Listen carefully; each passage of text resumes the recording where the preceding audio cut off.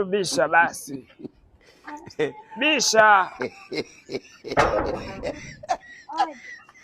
Karibu. Ngoja nisimame huko. Jomba vipi? Poa. Sisi hapa mimi wazo naitwa Babji. Alafu hapa waitwa Zu.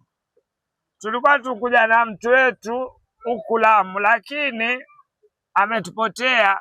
Sijui ametoa, yaani sijui imekwaje, tumejikuta tuko nchi nyingine hata tujui. Sasa alikuwa anataka kukusaidia vipi?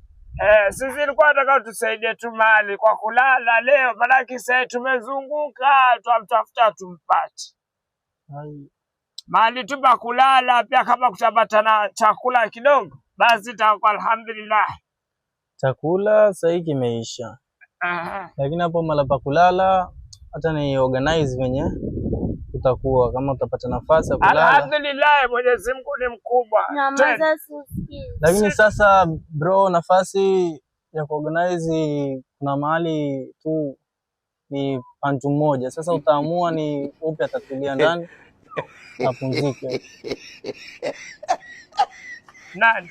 Mtu mmoja tu, nafasi ndio iliyobakia mtu mmoja. Sasa utaorganize. Haina shida, utalala juu yangu sasa. Hapana. Nafasi ni mtu mmoja. Ni muorganize ni upi atalala.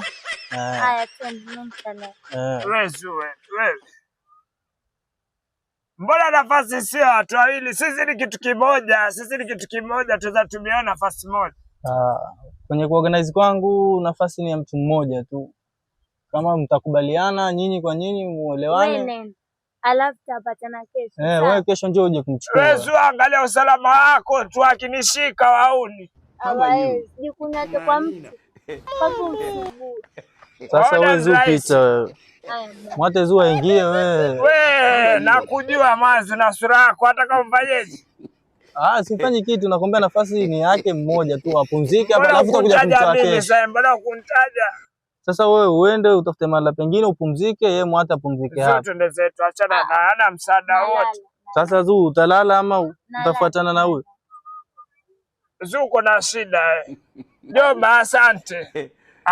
Mungu akubariki kwa roho yako nzuri. Zu mwata lale bwana, pumzike. Una shida. Jomba, asante. Kwani usikia asante? Zu apumzike bwana. Uone mahali. Zu utaingia? Ana shida una.